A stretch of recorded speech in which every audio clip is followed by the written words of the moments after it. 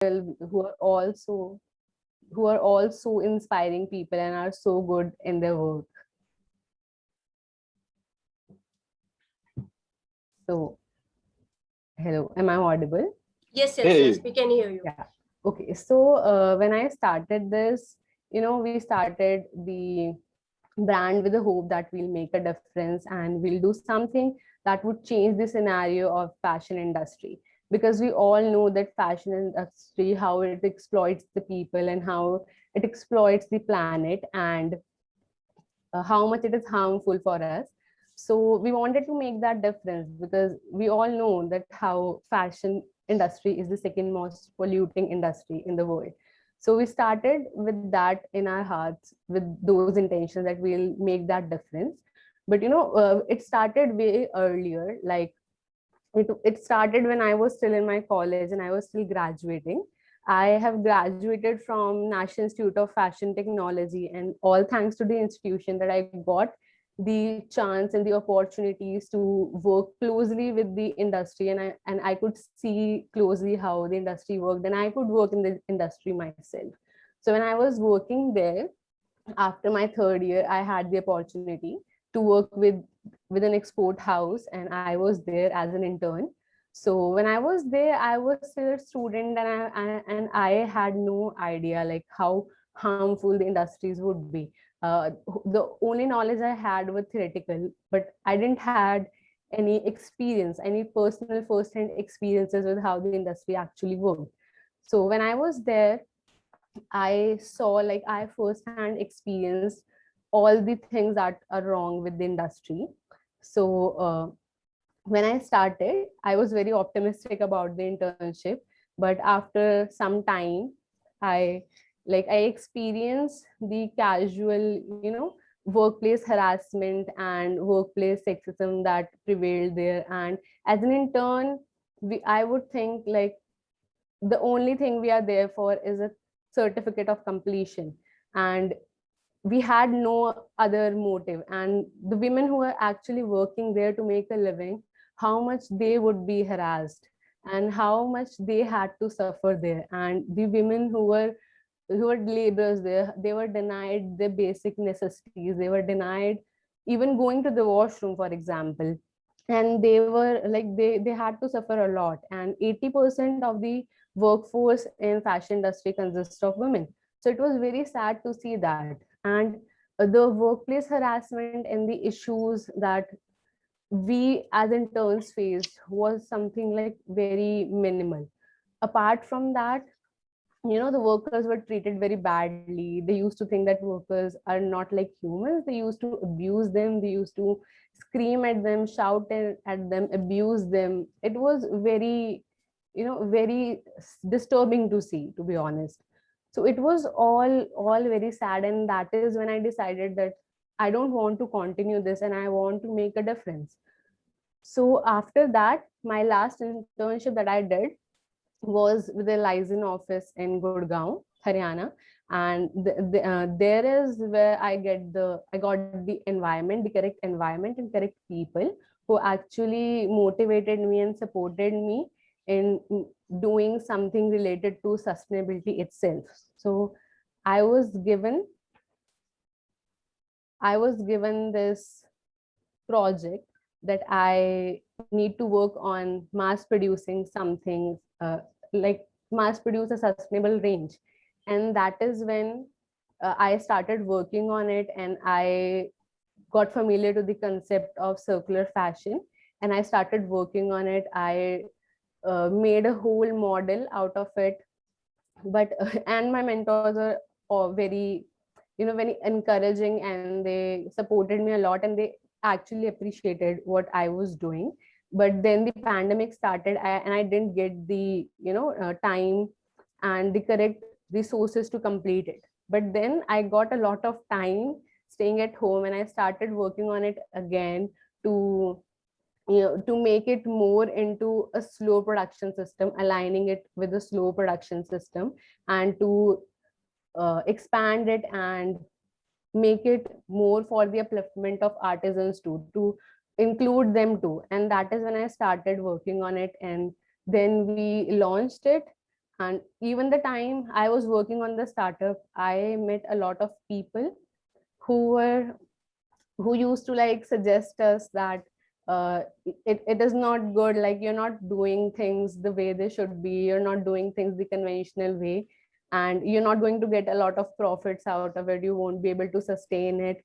And we had good things, good intentions and at heart. That is why it didn't matter to us, and we did what felt right to us. We used to research a lot about our vendors, how we are sourcing the stuff, from where we're sourcing, and everything. And we tried to include local artisans as much as we could. Even for our supplies and materials, we tried to source materials from them, so that we can include them as well. Locally we wanted to source stuff.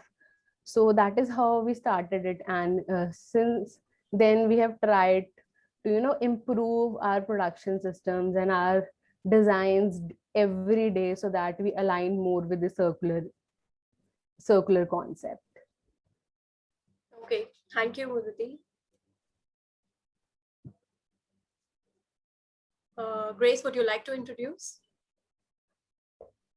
Yes, thank you for giving me this opportunity to come on this platform and also to speak about my experience, and also just to touch base on all the subjects that you have picked. Hi, my name is Grace Moikonge, born and raised in Zambia and currently based in France. I am a co-founder and a lead designer for a soon-to-be-born brand, Veneer Reclaimed. I strongly believe in walking the talk of sustainability with community learning, because through education, I believe that we all can improve the sustainable lifestyle of the planet and for each individuals and country. With this in mind, my main concept with the brand and everything that I'm working at the moment is all about collaborations with foundations, with countries, to create a platform and also just an organization which will encourage individuals to keep things local. Because another problem that is there, or the concept that is there in the world, is all about getting products from other countries, which is not a sustainable thing for any country and for the environment. Currently, I am working with a community in the USA for some things that will be produced in September on the concept of creating classes for young people who can, it can be associated in their class schedule for them to learn life skills and also just to learn basic skills of creating stuff. Because I believe that because we are now getting into the world of technology, a lot of people have forgotten, or they've put aside the concept of building things from the ground. And it is important for all of us that are able and know about these things to talk about it and to teach them. Because as much as we can sit in communities and in platforms like this, where all of us have our own brand, the people that don't know about it are out there, and they're the people that we need to bring in to learn and to to cooperate and to collaborate with all of this. And my main concept and my main foundation at the moment of what I'm working at is to build a platform whereby people who have no idea about sustainability, because it's a very scary thing, it's a scary topic for many people, and I am working on making it an easy flow whereby you think about it like a game. It's an everyday lifestyle. It's not a lifestyle whereby it's not a war. Basically, when you put the concept of we are at war with sustainability, we are at war with the planet, the energy flows in a negative way.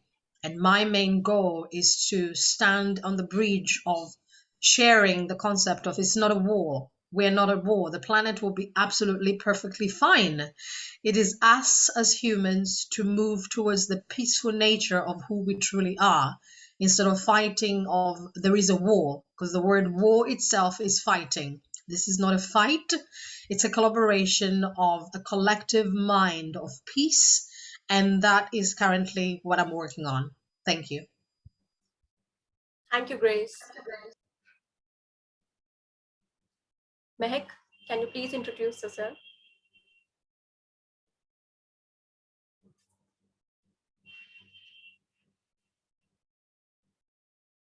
Mehak?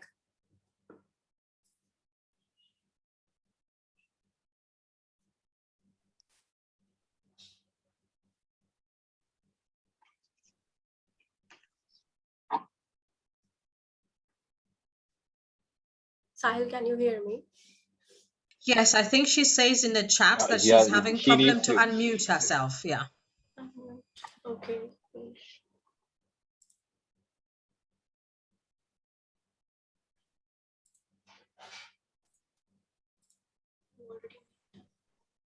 Hello. Yeah, we can hear you now. Hi. Uh, Hi, I'm Mehak. I'm from India, and thank you so much, everybody, for getting me on this platform. It is really lovely to see fellow eco warriors present here. So, diving into what I do, I am a co-founder and eco-conscious, sustainable warrior, and I'm co-founder of a brand called Wearelabeless. The idea behind our brand is we work on sustainable development goals, and primarily we're working on SDG 5, that is gender equality, and SDG 12, responsible production and consumption. So the idea as in how we started and how we came up to this would be very similar to what Muditi said, that been in fashion college, have seen the repercussions of fast fashion industry. I think that is the first place we all get to know what is happening. When you enter into this industry, everything seems like rainbows. You expect things to be very glamorous. But once being a part of it, you realize what all is going behind it. And honestly, it's quite heartbreaking to see the conditions and quite heartbreaking to see how people consider fashion very not that important, but given what the repercussions or given what it has done to our environment and how people are being mistreated into this industry, it seems to me that we need to buckle up and become more conscious towards our practices. So that was the whole idea. As in college, we realized, like somebody said before, also that fashion is somehow the second most pollutant industry, and seeing how people used to practice in college, how much waste there would come out, and then getting to know the ethical side of fashion, how people were being mistreated, and at the same time, Rana Plaza tragedy happened. So it was, I think, a lot happening in the same time, and although which might be a little bit to grasp, but again, you have to start somewhere. So that was the idea where we started. Uh, by the end of our college, me and my co-partner Pallavi, we realized that this was something we would not want to be a part of. Rather than creating problems, we wanted to create solutions for the problems that were pre-existing. Hence, we started Wearelabeless, and the idea is to collaborate with like-minded individuals and come up to a solution, basically. So what we do is, at our office, the main policy that we have, and everybody abides by it and swears by it, is to not throw anything out. Any small shred of fabric that comes out, we try to utilize it back. Hence, now we've started terming ourselves as upcyclers, and we are very proud of saying that in past 2 years of our functioning, we have upcycled at least 20,000 meters of fabric till now, which were otherwise going to go into land waste, landfills. So that is what we're doing. And apart from it, what we do is we try to teach women, because that is where the whole skill is. So in Kashmir, we have this.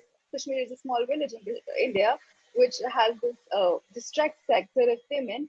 We have worked with them, we collaborate with them, and we get our embroidery pieces done with them. And in the meantime, we try to teach them the skill as well, wherein we try to teach them how to use the color palettes and everything, because there's one thing we all need to understand is that rather than taking work out of these people, we need to make them also learn, because once they have that skill, you do not need to invest that much of energy as well. And that is what has been keeping us going, because our offices are in Delhi, and around 600 kilometers away. Women are working with us, and we do not have to keep on talking to them every day because we've tried to make them self-sufficient and make them understand how the whole work happens. Along with that, our production line, or we'd say the cycle, is quite open, and the thing is that it's sorry there was something. So what I'm saying is that the production line or production cycle is quite open, and everything we get is locally produced and locally acquired from people around us. We generally use handloom fabrics, that we had one of the questions for the panel discussion. We generally use handloom fabrics produced locally by our weavers. So yeah, that is what we're doing, and I'm great to be a part of this conversation. Thank you, Mehek. Thank you, speakers.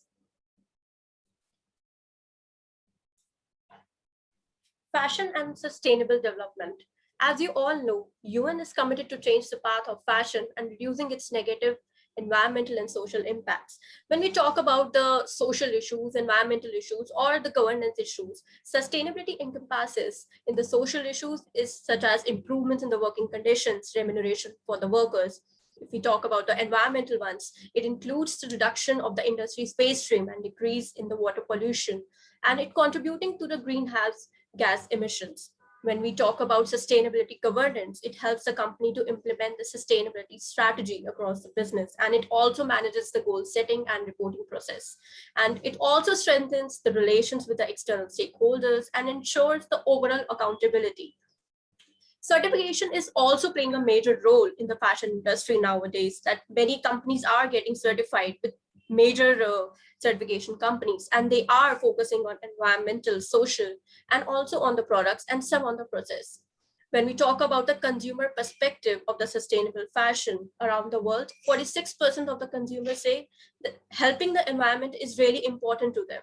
And the same amount want the companies they buy from to be eco-friendly. Most consumers would pay more for eco-friendly products. As you can see, the global impact of clothing and textile industry, $2.4 trillion is contributed to the total global manufacturing. It is also estimated that number of people employed in the sector is 86 million. 8 to 10% is contributed to the world's total greenhouse gas emissions, and 25% is contributed to the total chemical substances manufactured globally.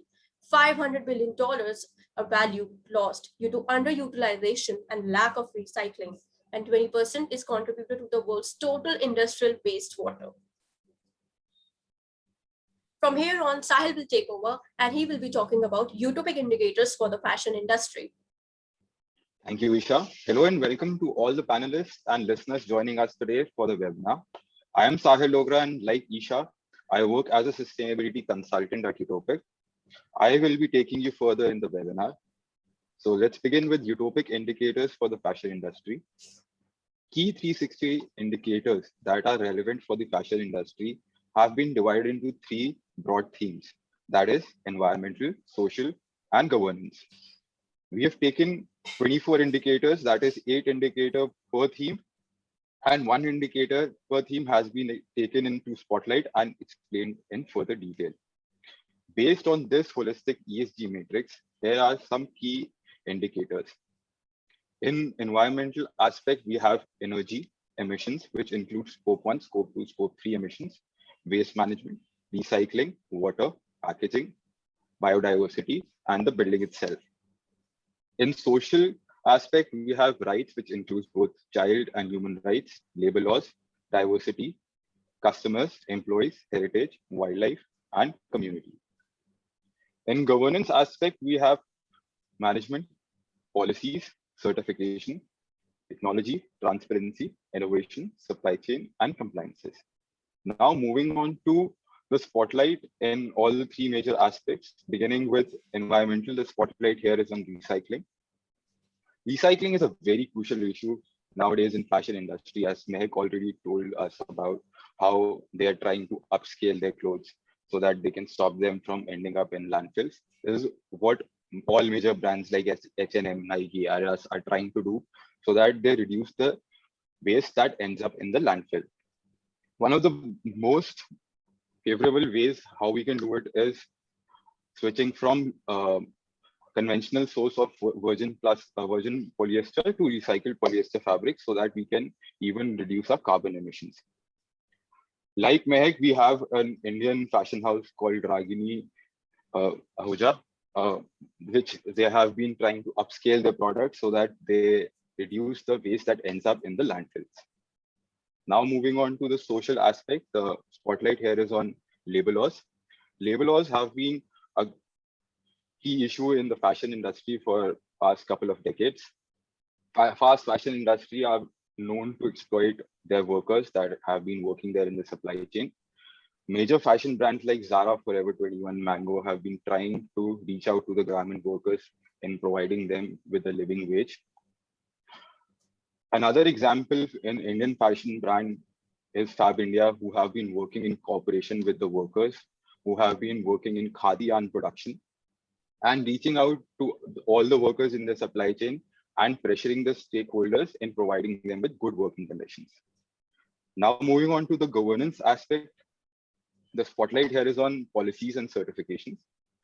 Fashion industry in particular has been into the spotlight when it comes to transparency of the data that they publish. Either the data is kept well under wraps or the data is insufficient altogether. There might be also possibility that the data which they have provided is missing or spurious. For a long time, there has been a pressure that has been growing on all major fashion brands to publish their data so that they can be held accountable. Next, moving on to fashion and sustainable development goals. The sustainable development goals are a collection of 17 interlinked goals designed to be a blueprint to achieve a better and more sustainable future for all. The SDGs were set up in 2015 by UN General Assembly and are intended to be achieved by 2030. Out of these 17 goals, 10 goals were found to be relevant with the fashion industry by World Benchmarking Organization and textileexchange.org. Now we are going to have a look into all these relevant sustainable development goals, starting with the first sustainable development goal, that is no poverty. Poverty eradication has been the center issue for past century, in which major industries have tried to reduce poverty by community outreach. If we pay all the workers working in the apparel industry with a fair working wage, we will definitely be able to reduce poverty. Next, we move on to good health and well-being. There are a lot of chemicals used in dyeing process during manufacturing, which can cause an adverse effects on the people who are working there, as well as the surrounding communities, as the water that is run off into the streams is available for them to drink. Next, we move on to gender equality. Gender equality, as Isha rightly pointed out, and one of the speakers as well, that most of the employers in the fashion industry are women. And if we provide them with proper training and fair jobs and opportunities, as well as equal working wage, then we'll be definitely be able to reach gender equality in that sense. Next, we move on to clean water and sanitation. Like I mentioned, in good health and well-being, there is a lot of chemical that is being discharged into the lakes and streams, which is available for the public to use. If there is a better waste water management program in which we treat the water before we release it into the streams, we can definitely provide clean water and sanitation to all. Next is decent work and economic growth. There is a lot of issue where people are not getting jobs that are according to their caliber. If we make them, train them well enough and give them good working opportunities, we'll definitely be able to achieve decent work and economic growth. Next, we move on to sustainable cities and communities. Over 85% of the potential jobs in the sector are in the developing nations. So if we pressure the supply chain management programs and have a good suppliers ethic policy, we can definitely have better social security for the workers over there, better safety conditions, as well as better paying jobs. Next, we move on to responsible consumption and production. This is a very critical issue in fashion industry as it addresses all the natural resources, chemical waste, and fossil fuels that are being used. If we use our resources judiciously, as these resources are quite finite, we'll be able to make this industry more sustainable. Next, we move on to climate action. Textile production emits more greenhouse gases than air and water transportation sector combined. Most of these emissions are scope 3 emissions, in which transportation of raw materials and finished goods takes up a lot of greenhouse gas emissions in the industry itself. Next, we move on to life below water. Life below water is affected by the microfibers and microplastics that are released into the ocean from cloth washing or just disposing of our old clothes into the streams. A very good example of this can be the Great Pacific Garbage Patch, which is there in the Pacific Ocean. It is basically an area where there is no ocean current, and all the debris that is being collected by the waves and ocean currents comes up and gets deposited there. Currently, the scale and size of this garbage patch is almost 1.6 million square kilometers, which is 3 times the size of the country France. Next, we move on to life on land. Cotton production degrades the soil quality, and this has been a key critical issue.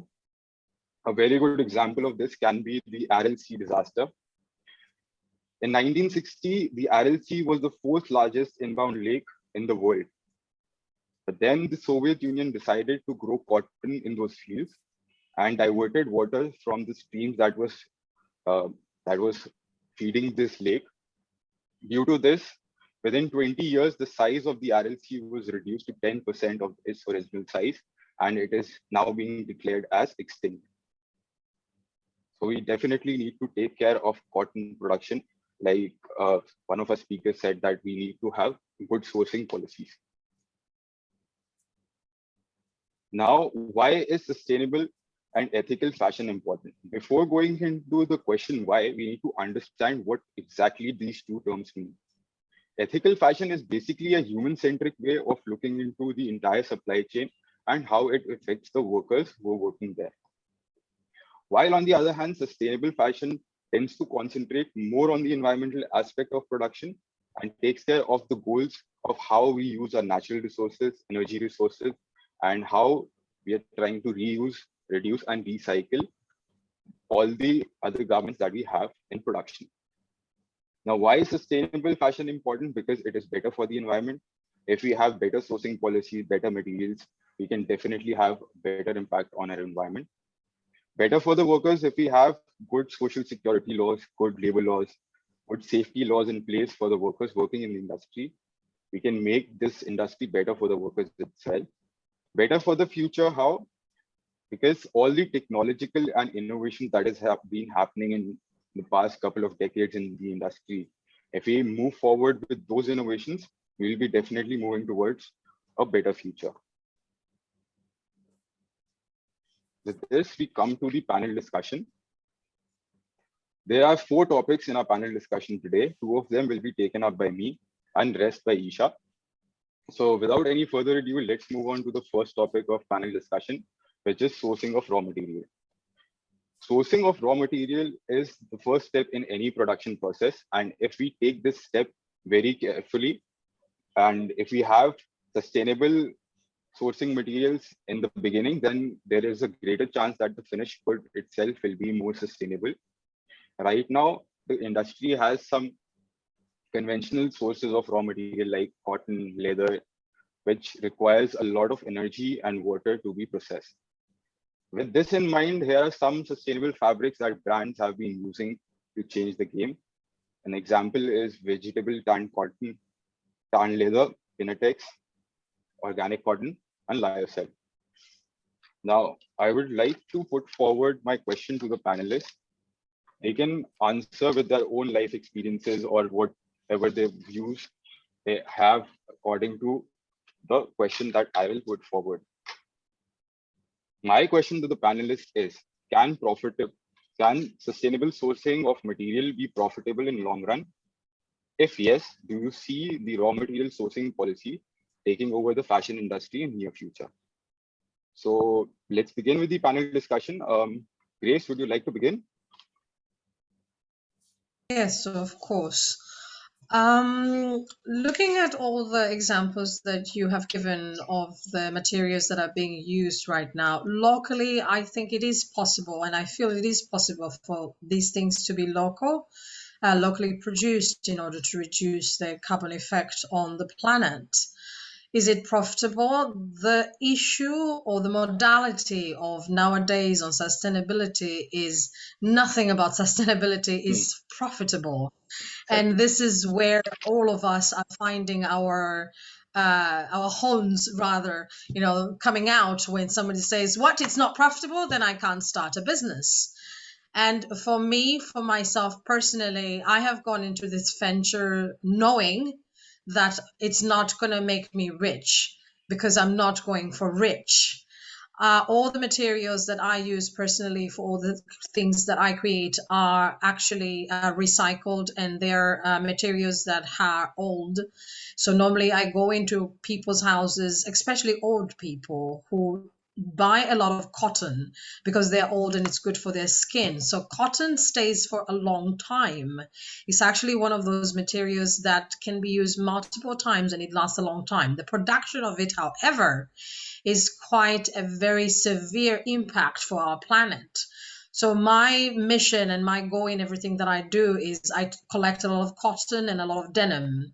So the fabrics that you have given as an example are pretty good. The issue, if you want to use the modality as an issue, is the fact that most of the countries in the world cannot produce these materials. Hence, they rely on other countries to provide these materials. And that's where the fast moving comes in. Because we as ourselves, as countries and as individuals, if we look at the materials that are produced originally from Zambia, there is a lot of material which is produced by vegetable. And there is also a lot of material which is produced by cotton. However, the dye that is used for these materials to create these beautiful patterns is very, very damaging for the environment. But when you talk to the people themselves or the country, they never think about, oh, this product is creating a damaging effect for the country. For them, it's good. We can import it to other countries. A lot of countries love it. So let's go. If we go back to looking back at what is good for the environment, what is good for the country, can they produce this product? Like I was speaking to another person who said, instead of looking at what is good, let's talk about what is good and can be produced in our country, what is available. If we are content with what we have in our own country, we won't be going to our neighbor to be looking at what they can give us. It's all about, what do I have? Do I have gratitude for it? Can I use it? How long can I use it for? And if I'm going to go to my neighbor to get it, how can I get it in a way whereby I'm not producing more problems for the environment? Am I using my way of transportation from one country to the other in a way whereby it's profitable? Is it balancing? Instead of, okay, we're going to go to India and, let India produce all the things. Are you looking at all those people who are working in these factories? Do they have the housing? All this dye that they're using to do the materials, is it good for their health? Are you looking at that? No, because you don't live there. And again, it's the mentality, I close my eyes, I don't see what's happening there, so I don't care. And this is where, I am working on building a platform whereby the voice is, let me take the garbage and put it in your yard, and let's see how you feel about that.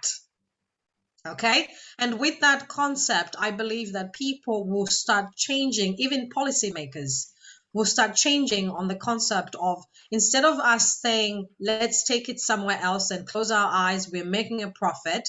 Let's think about, if this was our country producing the cotton, doing the dyes, the working environment of the people are not great. People are dying from all the pollution that is coming in from all the materials that are being produced. How would we feel? From that, then it would cause a much deeper feeling in our hearts. But as long as the modalities are there of, we can get it from China, we can get it from India, we can get it from somewhere, it's almost like whatever is in my backyard doesn't really matter because my front yard is pretty and it's got roses. And this concept is what is killing most of the, this whole thing about sustainability. There's no profit in it. Yes, I understand that. but the world itself has enough profit to give us that it's not all about money. And this is what, my main aim is moving forward. And that I would love to, give the chance to the other panelists to answer the question. Thank you. So who will go next? Mehak, do you like to begin? I completely, again, I'm saying it, I completely agree with what you said. So with that, like she mentioned earlier, that we need to focus more on products and fabrics that are sourced or made locally. That is something we all need to look at, because apart from when we talk about getting fabrics or new fabrics, modular fabrics, we also need to think about, if we are getting fabrics from one place to another, the amount of carbon emission that accumulates due to it. So for that, I would talk about what we personally do. We personally take the amount that the fabric that is dead stock to our weavers. So we have a weaver community in Bihar, and generally whenever, like every 6 months, we go to them and we ask for the dead stock they have. So generally what happens is, a lot of times these weavers, they do not have facilities to store their fabrics, and most of the time in transportation or something, most of their fabrics get damaged. And what do? They just keep it for years and years and years. And sometimes you see that they had such beautiful fabrics, but the problem is it might have a little bit of stain somewhere and the entire lot gets rejected. So what we do is we take all of these fabrics and we try to mend them and make something beautiful out of them. Also, when we talk about sustainable fashion not being profitable, definitely it's not going to make us as rich as Zara. But I think you can make anything out of anything. We have turned a smaller piece of scrap into earrings and sold them into thousands. And that makes me feel like somebody's waste can be somebody else's treasure. So usually we go out to the local tailors in our community and take fabrics that are definitely waste for them, and they just want to throw it out, and we make beautiful garments and beautiful earrings, accessories out of them, and we sell them. So yeah, we go by this rule that somebody's waste is our treasure, and we try to utilize it to the utmost. So yeah. Are you done? You can Yeah. if you want. Absolutely, I'm done. I would have more time. All right. Okay, now Muditi, it's your turn. So I would completely agree with the panelists. The other panelists, they are completely right. And if we think of profit, we might not be here today. We cannot think of profit at the same time when you want to help the planet and the people. These are two completely different things. I personally think that sometime in the future, it might become profitable when a lot more of people than what now we have, they agree with the sustainability, and they are actually coming up and they're practicing these things in their daily life. If the amount of people who are now into this and who are now very aware and are trying to give their best to help the nature and the people, when they will increase, I think it's a give and take thing, a give and take system. So when they will increase, and the brands and the fast fashion companies, they will be held responsible for their actions and they'll change, maybe then the sustainability, this thing would become more profitable. But until then, we cannot work and we cannot do what we're doing now if we think of profits and everything. So how we work here, we do the sourcing is like, we go for the fabrics, they can biodegrade, like they can compost easily, because we completely work on a circular system. So we try to source for fabrics that are completely degradable in nature. Currently, we're working with organic cotton, and we have a lot of other fabrics in our mind that we want to, explore next and work with next. So what we do, we try and work with those garments. It's a little difficult, to be honest, working with these fabrics, because they have certain properties to it, and since we cannot blend them, so we do not have that, like we cannot have a mixture of a lot of properties. We have to work with what we have. So it is a little difficult, but it is also challenging at the same time, and we get to explore our creativity to its best. And for the dyeing thing, again, yes, I personally don't feel very good when I see brands going out saying that we're making things out of organic cotton, and then again they're dyeing it using the same chemical dyes. So again, we try and we dye here with natural natural ingredients and natural dyes. We use them, we hand dye them ourselves, so that we have that attachment to it. When the customer would see the garments, their designs, they would feel the same way we were feeling when we were making them. So yeah, I think that pretty much answers it. Uh, Thank you for all the insights from the speakers, especially Grace for reminding us that Earth is basically a global common and not based on country boundaries, right? Now, let's move on to the next topic of our panel discussion, which is manufacturing. Manufacturing process in fashion industry is a very complex process involving various steps like spinning, weaving, dyeing, wrapping, etc. All the manufacturing process are very energy and water intensive and are very detrimental to our environment and the society. Adaptation to sustainability can help us in minimizing these climate damage. Now we'll look into some water consumption and energy consumption facts. Almost 79 billion cubic meters of water is used by the fashion industry every year. Almost 85% of that water is used for dyeing the fabrics, which ends up into our water sources, polluting them. Almost 30 to 50 liters of water is taken up to produce a single cotton t-shirt, which is drinking water for 3 years for a single person. Next, we move on to some energy consumption facts. Almost 50% of the energy input used in the textile industry is lost on site. This is due to inefficiency of the boilers, motor system, distribution systems, etc. Almost 80% of all this energy is used in textile manufacturing process, which takes up almost 80% of the energy. There are two kinds of processes. One is a dry process and one is a wet process. Spinning and weaving is a dry process, which takes up a lot of electricity, while the wet processes like dyeing, printing, finishing, etc. are very fuel intensive. Now, I would like to quickly put forward my question to the panelists for discussion. How can we make manufacturing process more sustainable?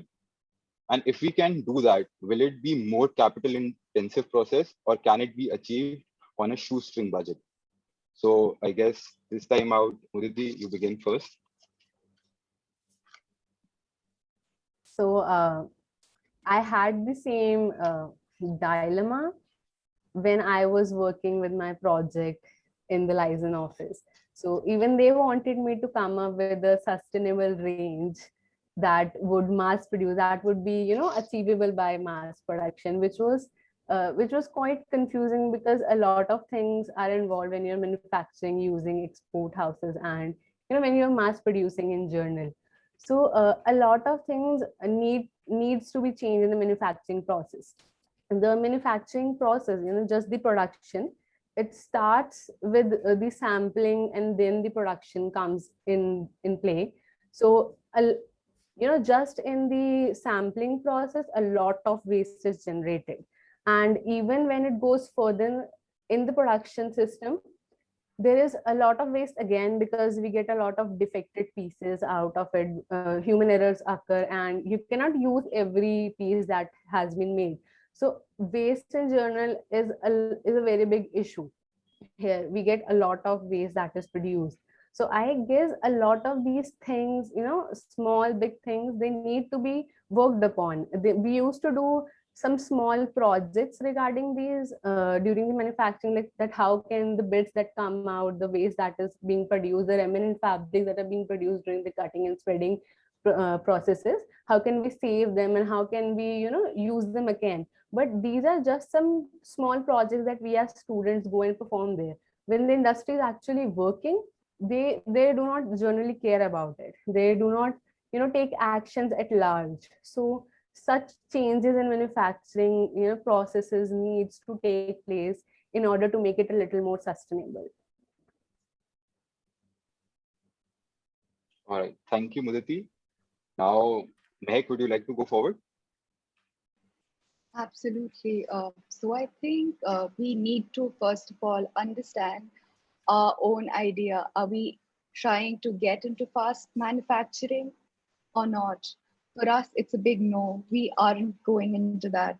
Hence, like I said earlier as well, we do not go to weavers to get a new fabric manufactured because we know it requires a certain amount of energy. Again, everything requires energy and resources to be used, but the already existing ones have already been there, and using them would make more sense than getting something new made out of it. And I think that is where the challenge comes, and that is where it becomes more interesting if you get something which you hadn't thought about and then making something out of it. So that is what we are trying to do. We get the already made fabrics, wherein we try as less resources that are being used. Weaver is locally like 10 minutes down the road for us. We go by foot. We try to reduce as much usage of energy as possible in the entire process and get it from there, and then start making things out of it. Along with that, we also try to get fabrics or old clothes that are being donated by people and try to make something new out of it. So yeah, that is how we're going forward. And like I said earlier as well, we need to make sure if we are looking into manufacturing, the amount of manufacturing we're looking into. And I think even if we get that amount of capital, and even if we get resources of that amount, I don't think we would be interested in manufacturing to a stage where we're giving out 20, 30, 40 pieces per day. So we generally produce orders which are like on order basis. We produce fabric garments. Once an order comes, only then we produce it. Hence, we're not keeping any stock made that goes into a dead stock. And even if like we make samples and we think in a year or two they become dead stock, we open them up and make something new out of them. Because keeping dead stock and then putting them on sale, that's again the same thing. We're going into the same ideology and doing the same thing. Rather than that, that fabric has a far more capacity of being something else, and we change the characteristics and make it something else. All right. Thanks, Mehak. So, Grace, you are the only one left now. Please go ahead.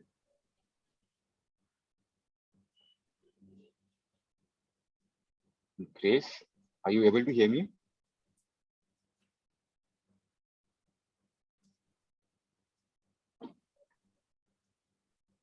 Grace? Okay, with yes, am I audible? Sorry, can you hear me? My internet is off.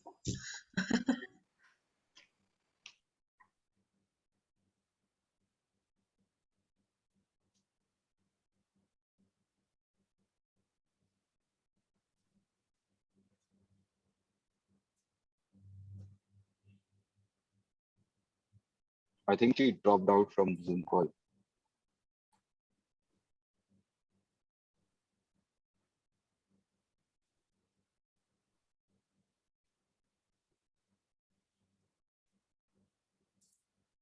Yeah, she's back on. About that, my internet is quite dramatic. I live in a village and No it's school season. No worries. I apologize for that. Okay, so when it goes back to manufacturing, it goes back to the topic of being content with what the country holds. And the modalities at the moment that are being thrown around in every country is, what is England or America wearing that Zambia or Angola or anybody in Africa can wear? And this is where the bridge separates to, do you have it in your country? If we as individuals and we as countries look at what we have in our country and use that as the resources of what is good for us, it will work much better. If we can't do that, then we can move at whatever we are producing. How much energy do we have in our own country is able to produce that? And the water that we are using for that, where is it flowing to? Is it flowing to another country? Okay, if you are dyeing things, are you dyeing things so that the water flows into the Zambezi River and then it flows to South Africa? And then South Africa has a problem. But hey, Zambia is fine. We are happy because we're producing all our materials and we look so cute. So it doesn't matter.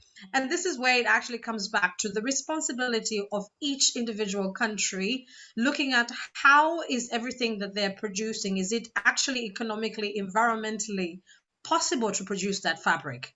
And if not, let it go. Live with the gratitude of what you have. And as long as each country is looking at the influence of other countries, what are they wearing? As long as fast fashion is there. Zara is coming up with this, and H&M is coming up with this. And then all these companies are just flooding each country with all of these products without the concept of, is this product actually affordable for the country? Is it good for the country?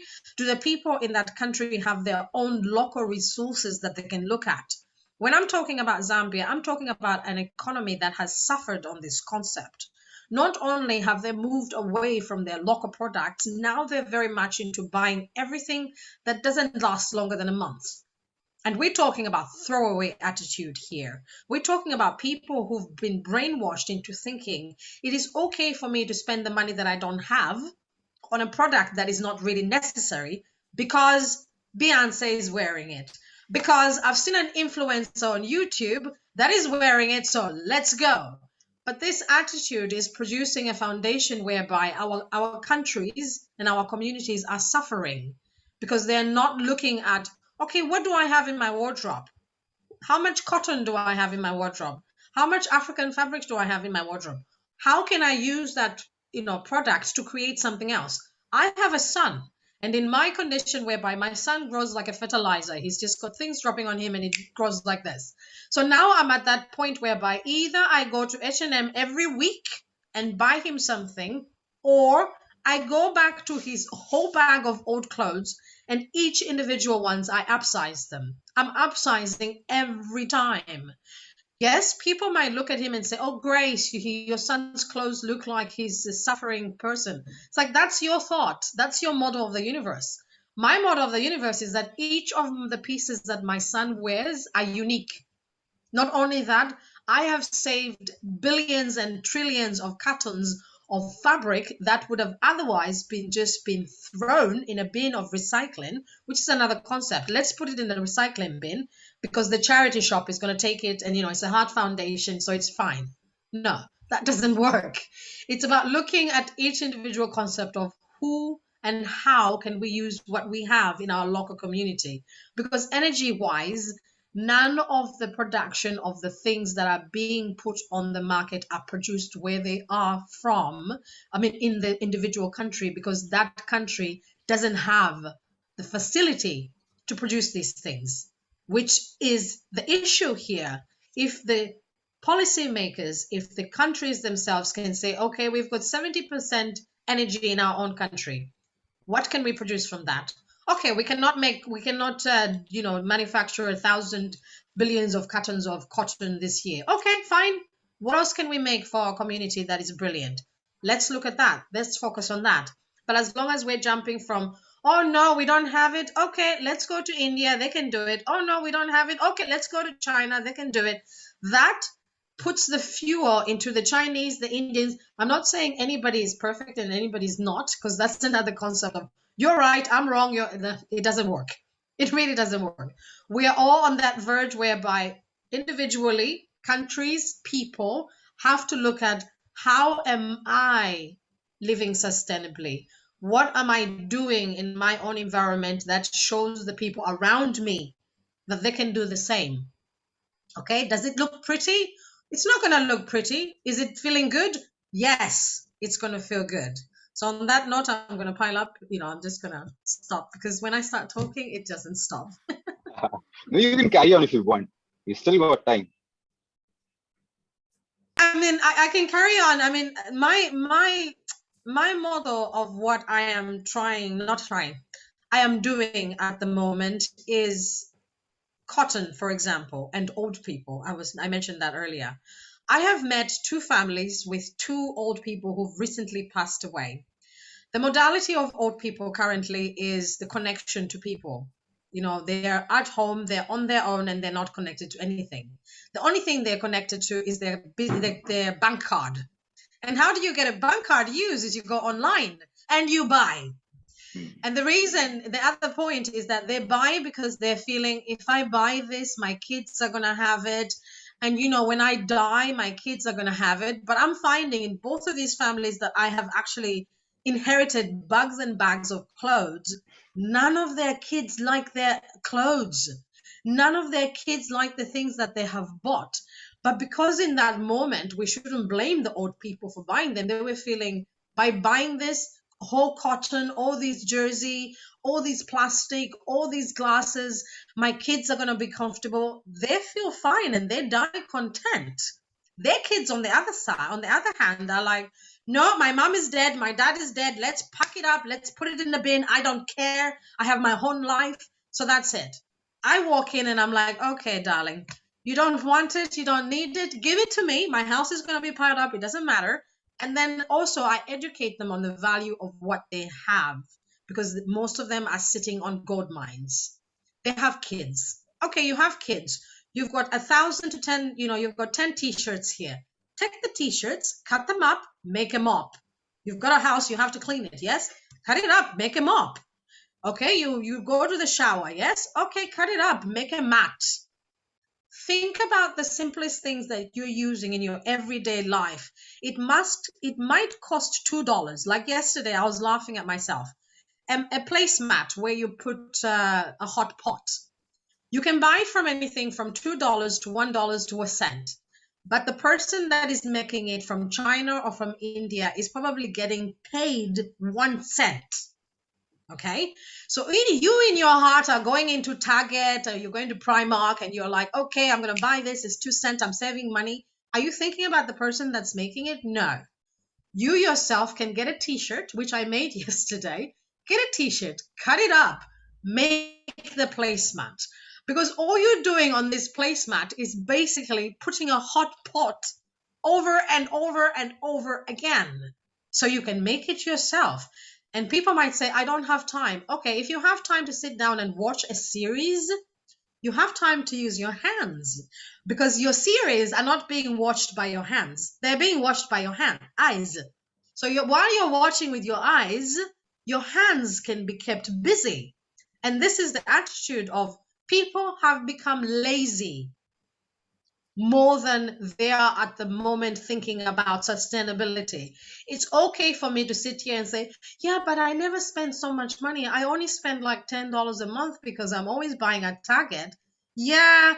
Do you know where the products from Target come from? Do you know what is that doing to the environment where they come from? No.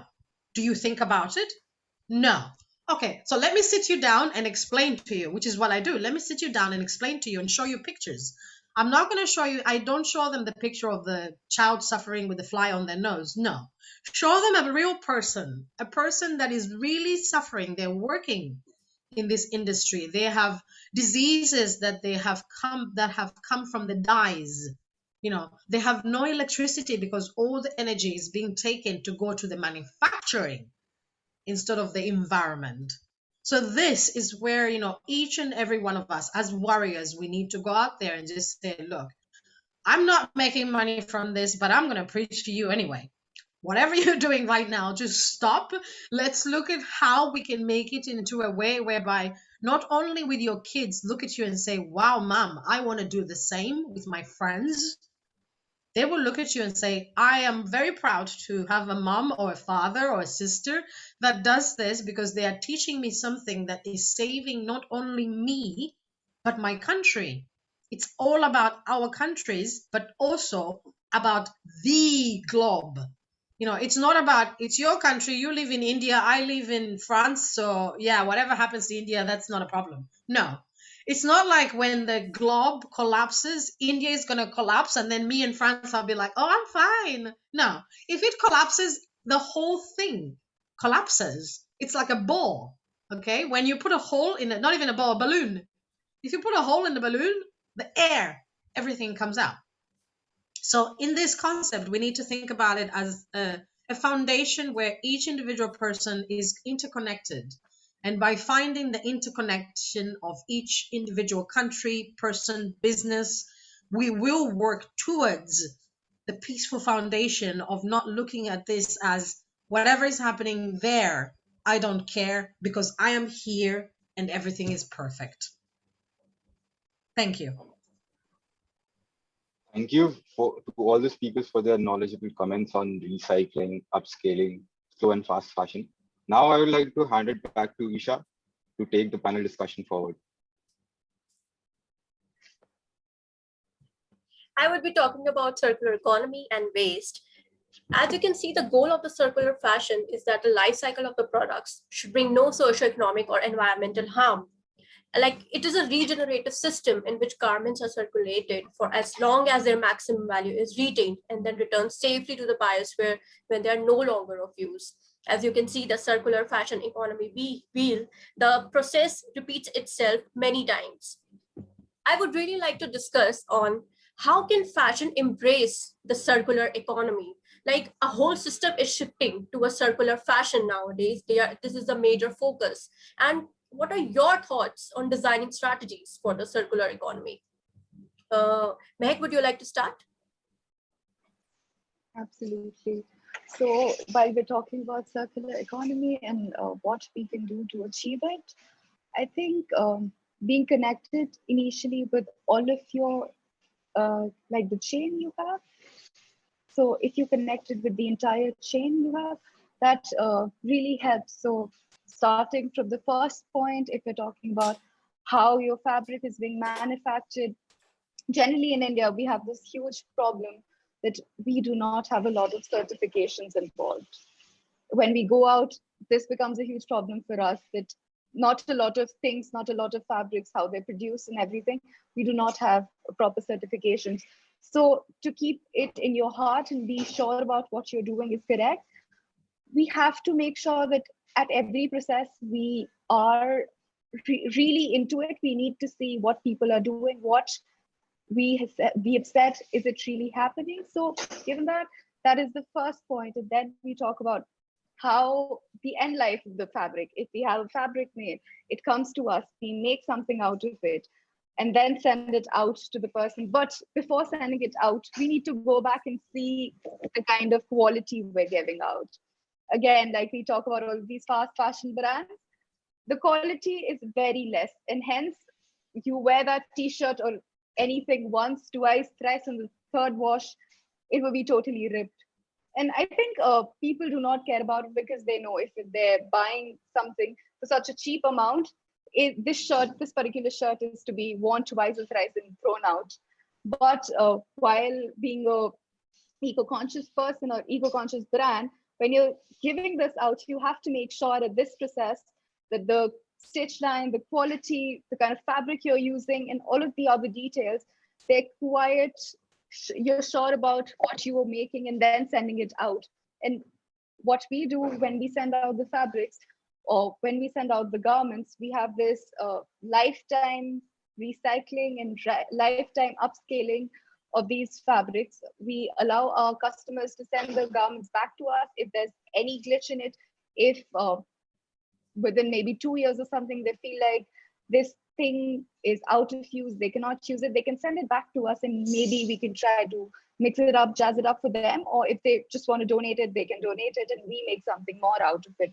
So we also have to make sure, generally when we talk about sustainability, we just go till this point, seeing what, that I have done my point, I've given out this piece of garment out, but we also need to see what happens to this piece of garment you have given out, because you are solely responsible for producing it and giving it out. Hence, major recycling. We also give out recycling kits to our customers. If at any point they feel like they need to jazz it up, add something into it, they can. Also, we try to add the aspect of modularity into our garments. And by that, the garment can be worn into different ways, or something which is a bit oversized or has buttons to add or minus the waist or something like that, so that generally human body changes its size. And maybe next if I am wearing something today, in next 2 years, it might not fit me, and then I just have to throw it out. But giving that option of doing the addition minus your own self, you can keep that product for a little longer. So that is how I feel like circularity shouldn't just be in the circle while you're producing the garment, but you should also keep this in mind that once you're sending it out, how would that garment be? And I feel in India, for the longest, we have this idea of passing heirlooms from one generation to the other. So now that the West has influenced us so much, and I'm sure in many other countries we'd have this, but now that the West has influenced us so much, we feel like it's all right to get that $3 or £5 Primark shirt and just wear it and throw it out, rather than using those treacherous heirloom pieces and keeping them in your family forever. Okay, thank you, Mehek. Murthy, would you like to go ahead? Sure. So how we like to, proceed with the circular concept with us is to go through this eco design production process.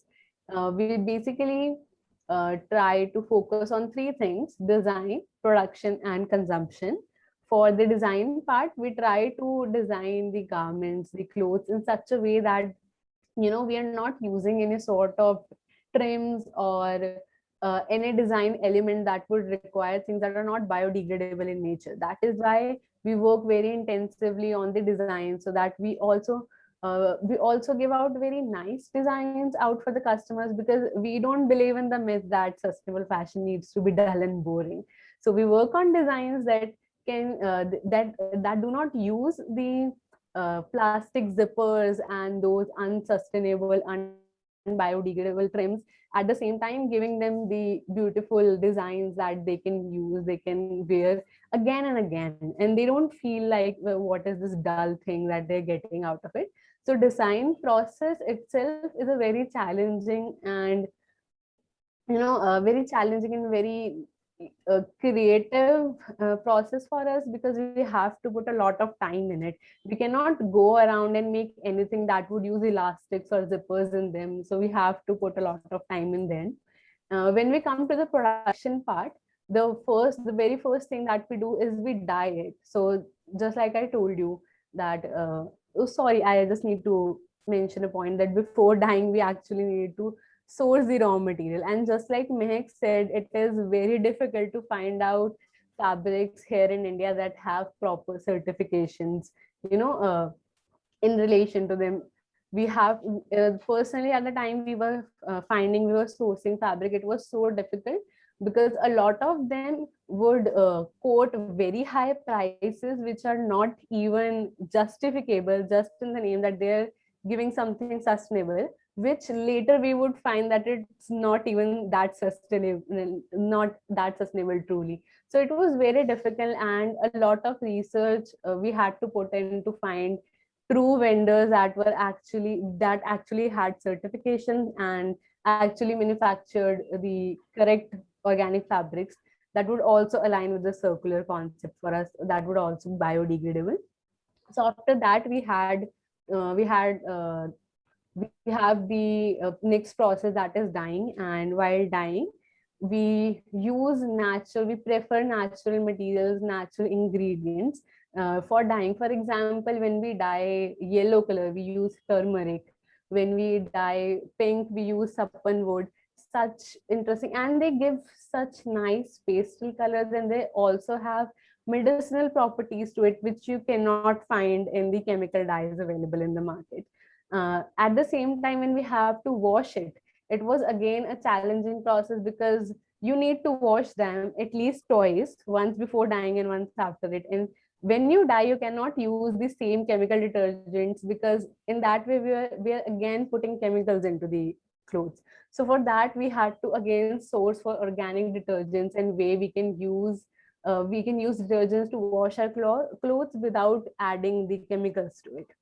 After dyeing, the production part was there. We had policies, and we had made some rules for us, that we avoid wastage while doing the production, while cutting or while sewing. most of the times when we're cutting a design, there are huge bits that come out that cannot be used again, to cut again a big pattern. You cannot make a shirt out of it, but you can definitely make a small accessory, bandana or scrunchie out of it. So we added this feature in our website for the customers, that if they want, we can make those small accessories for them again, from the bits that are that are coming out of their own order. So we added that part.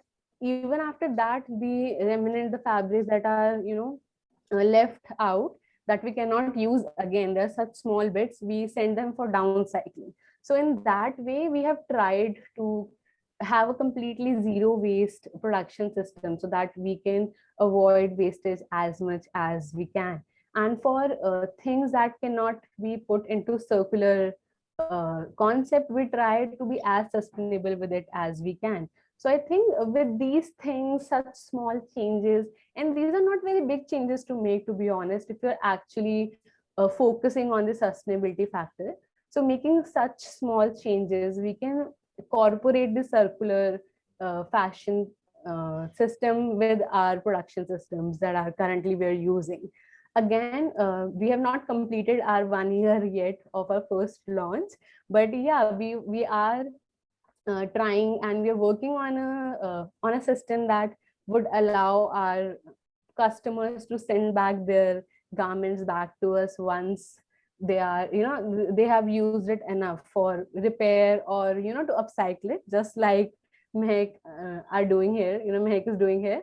So we are working on such system. Or if in case they don't want to keep it anymore, they can send it back to us to compose it, because a lot of people here are living in apartments and houses that do not have gardens or proper composting facilities. So we are working on a system so that they can send it back to us, so that we can do this work for them. uh, at the end, the only thing that we want is to make a garment that is chemical free, and we don't want that garment to be thrown away in the dustbin at the end of its life cycle. So yeah, making such small changes in the production system can easily make it circular. Thank you, Mudati. Grace, can you go ahead, please? Yes, so how can we make fashion singular? Well, first we have to design with purpose, really. Each of the items that I produce are made for a reason. The worry that and the issue that is there on the planet right now is there's a lot of things that are being created out of trend. Let's create because it needs to be trendy. And if we design by purpose, which means is it needed? And also, how long is it going to last for? Which goes back to what kind of fabrics are you using, and the resources that you're using, are they effective? Are they biodegradable? Are they recyclable? And things like that, are they produced locally? Those are the things that will make, fashion being singular. And also just the toxicity of it all, the products that you're producing, what toxic does it have on yourself and on the people around you? Because again, I'm using all the fabric that has come from old people's houses. So yes, first I have to clean it very well, because it might hold, some, chemicals or some from their hospitals or from their homes. So it's washed, by hand or by machine, but also it's washed in a way whereby I don't actually destroy the fabric itself. And after that, I'm using materials that are lasting longer. As I said, cotton lasts a long time. And in that fact that cotton lasts a long time, once I reuse it, reuse it in a manner where the product that has been produced will be used for a long time. And once that has stopped, I normally put a note in it. All the people that I've created things for, I put a note of, if you stop using it for this reason, try A, B, and C. This is so that because another thing that we as individual have is, if I send it back, I don't know what they're going to think about, or something like that, or I don't have the resources to send it back. So themselves, I put it in themselves to think. The sending back is pretty good. If you have the resources to send it back to me, fantastic. If you don't, please try A, B, and C. Yes, I am aware that most people don't have housings where they can have gardens and they can, compost and things like that, which most of these things, it's another lesson for people to learn is to put it in the soil and see if it's going to, decompose, because that teaches you what is happening when you throw it in the bin. So normally I say, okay, you're going to plant a flower. Okay, cut a little bit of fabric from the cotton that you have and just put it in there and just see how that is going to react, because that will influence your brain and your action into knowing that whatever you are throwing on the street has an impact to the soil itself. And also to make it singular, it has to be, is it produced in a renewable status? Can it be renewed? How many times can you renew it? And in that renewing, how much time and how much resources are you using to renew it? Things like that. Also, it's about collaboration. The foundation that I'm working on right now is about working with other brands, other artisans everywhere in the world, so that we create a platform whereby we have a collaboration where everybody is making different things, but then we're using the same concept and we're using the same ideas, and we're teaching on the foundations accordingly to the resources that we have in our countries. Then we come together and we share this platform where we educate people accordingly to what we understand. Because then again, if each of it or us sit in, I have my brand, it's going very well, I don't want to collaborate with you because you're going to make my brand go behind yours. It doesn't work. But if we work together as you have your brand, you have your ideas of doing something, let's work them, you and I, together and collaborate in a way whereby we take your skills and your ideas, take mine as well, and put them together in order so that we can educate each other and then the people out there into doing a better thing for the environment. Thank you. Thank you, Grace. Moving on to the last panel discussion on social, human rights, and labor laws. If we talk about the supply chain, publishing the supply chain information, it builds the trust to the workers, consumers, labor advocates, investors, and it also sends a strong message that the apparel company does not fear being held accountable. It makes the company's assertion that it is concerned about the labor practices in its supply of factories. Being transparent can ensure identification of the global apparel companies whose branded products are made in factories where bosses abuses the worker rights. There should be a push for a change. Like if we talk about the miserable wages, a worker should be able to afford food, house, clothes, transport. They have their own rights, education, healthcare, savings. The endless working hours should be ended. Like you can see, 14 to 16 hours per day is the average working day in most manufacturing countries. 7 days a week is a normal working schedule for a garment worker. When we talk about unacceptable health and safety conditions, 1,134 garment workers lost their life when a textile factory collapsed in Dhaka 2013. 50 workers have died and another 5,000 are sick due to blasted sand inhalation at denim factory. In Turkey, frequent use of child labor. You can see 168 million children in the world are forced to work because the fashion industry requires low-skilled labor. So child labor is particularly common in this industry. And last, when we talk about the forced labor, we can take the example of Uzbekistan, that is one of the world's largest cotton exporters. Like every autumn, the government forces over 1 million people to leave their regular jobs and go pick cotton. Even children are also mobilized and taken out of the school to harvest the cotton. And there is a prohibition of the worker unions also. Like if we take the example of Bangladesh, where only 10% of the 4,500 garment factories have a registered union. So I would really like to know about your views and your company code of conduct or policy towards human rights and the labor laws. And even the ILO, the International Labor Organization, has mentioned 8 fundamental labor standards. However, these rules are never respected in the fashion factories. Why? Mehek, would you like to start, please? Thank you so much for the statistics. It is pretty heartbreaking to see that this industry we take so lightly has been affecting so many lives.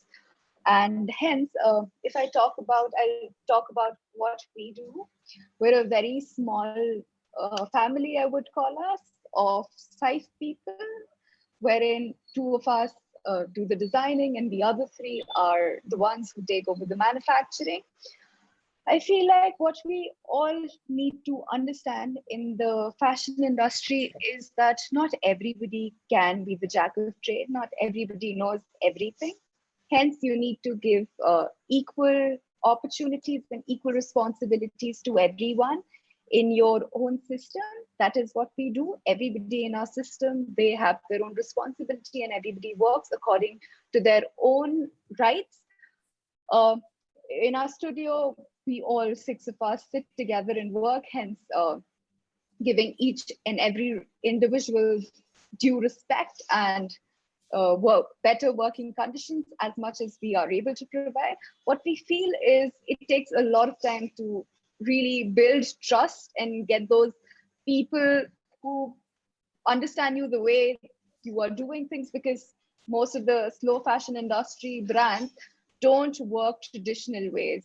So it takes a lot of time to function and to make the other people that you're working with to understand how you're working.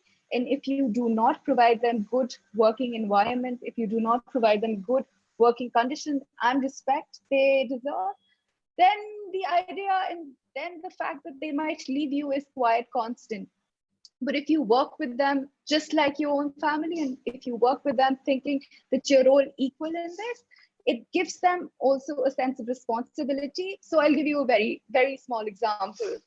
We, whenever any piece of garment is produced, we name them on our workers, on the workers who are making it. It's a very small thing, a very insignificant thing, might not really do anything. It's just that one bit that we're doing from our way to make them understand that they mean a lot to us. And along with that, we've also realized that me and my business partner, we've studied fashion for 4 years, and it's been 2 years since that we've opened this brand. So majorly 6 years of working into this industry. But the people we're working with, the person who makes our clothes, the women that embroider for us and do all of the extracurricular, they've been in this industry for more than 10 years, and they have far, far more knowledge in the practical field than we have. So making sure that you listen to them, because most of the times when I tell the man who works with me, Shakilji, when I tell him that, oh, I think we should do it this way. And sometimes he's like, no, I think that is not going to work. And then when we work on the working things and realize, oh, he's right. I understand that even though I might have the degree, but he has more knowledge about this. So knowing this thing, knowing who has what work and respecting that makes, I think that is what we all need to do. And that is how we can inculcate the idea of fair trade and equality amongst everybody in the line. We generally call it creative osmosis, wherein I learn from him quite a few things and he learns a few things from me. And same goes vice versa. And that is how we're trying to work in our field. Thank you, Mehak. Grace, would you like to go ahead, please? Yes, thank you for that. Well, this one all goes back to education, because an uneducated population is a very controlled population. If the population is educated, they are able to see their own value.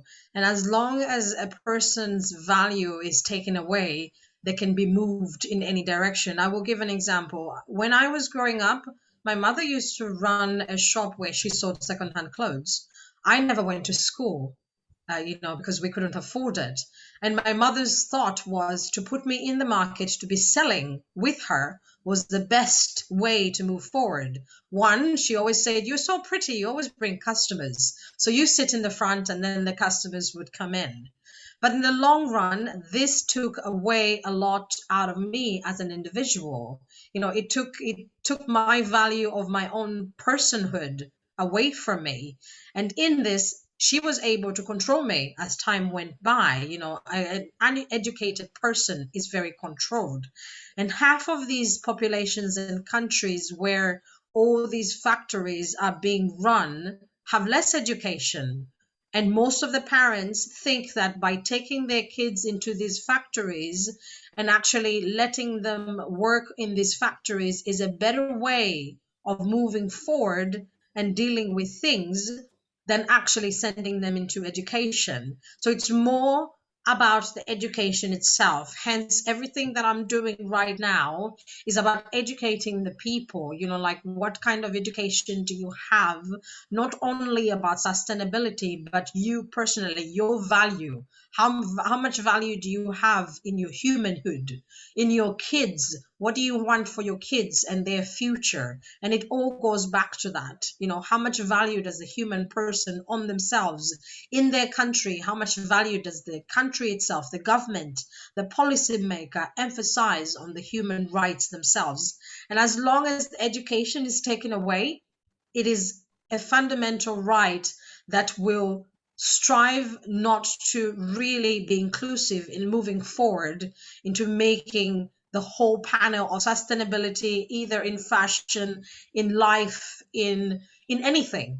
Education is the key on all of these aspects, and that's the answer to every human right is education. People have to be educated, and it's not only about going to school, it's about simple education, a value of a human soul, a value of a human being.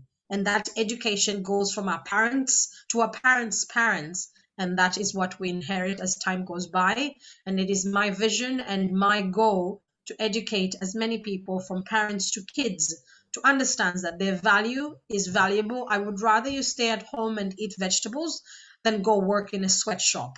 That is where we need to look at that. Thank you. Thank you, Grace. Muditi, would you like to go ahead, please? Sure. So yeah, I cannot agree more with the other panelists, to be honest. While seeing all the statistics that you were sharing, it reminded me of my experience at the export house.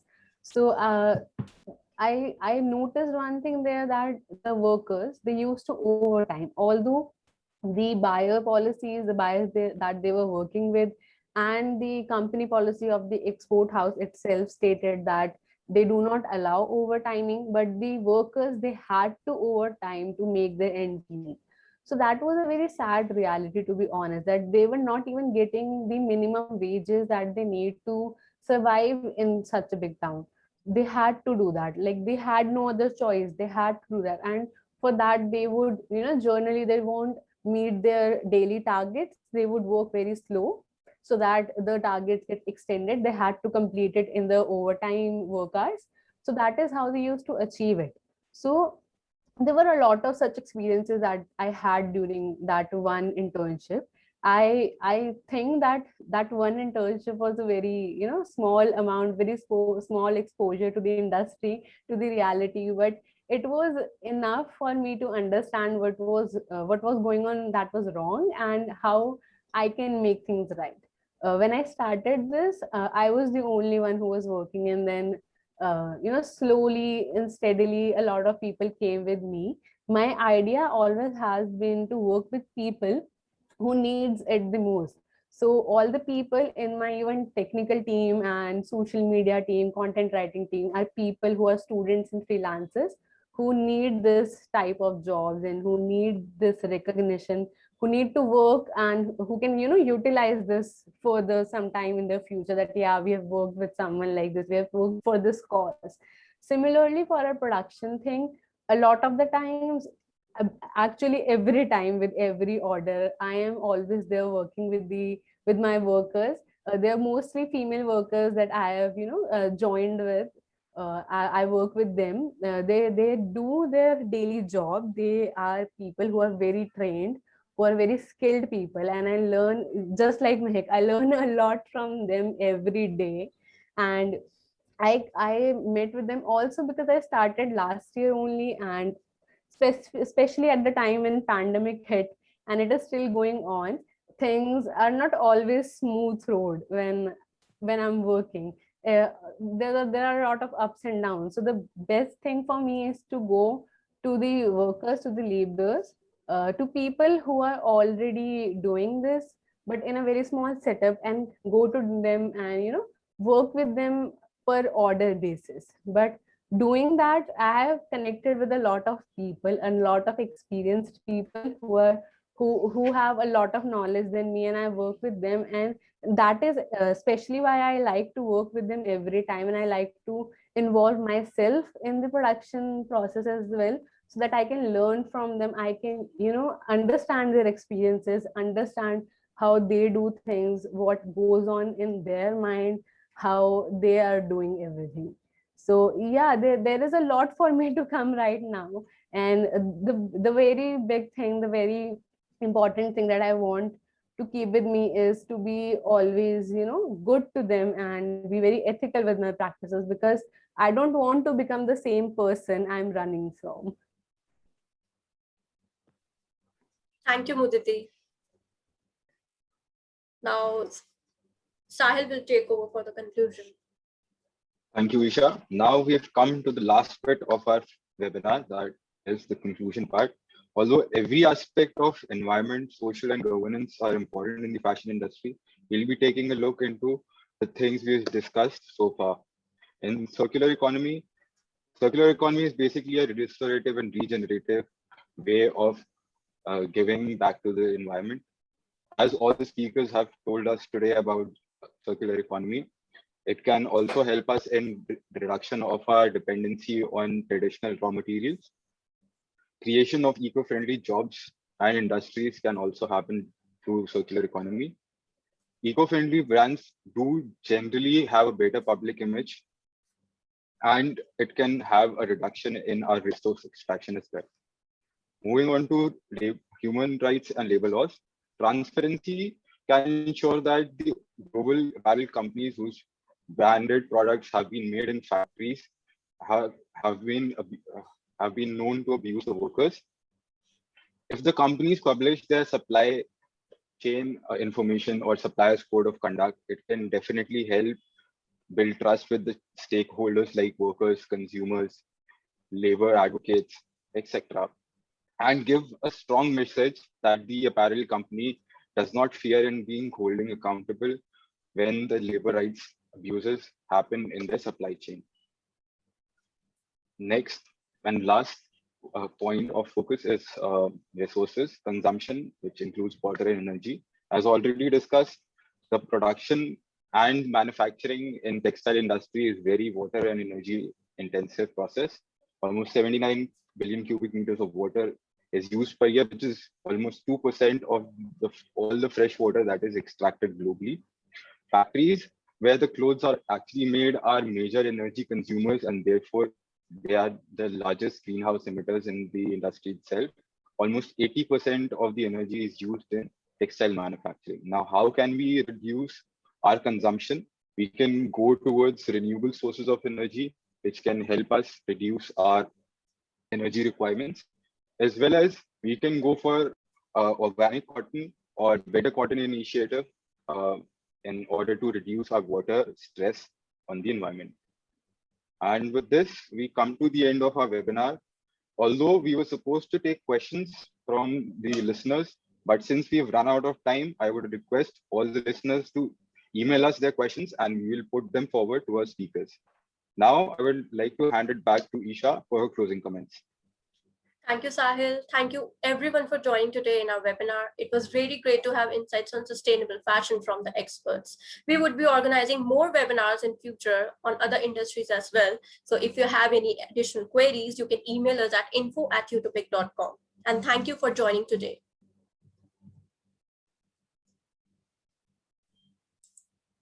Thank you.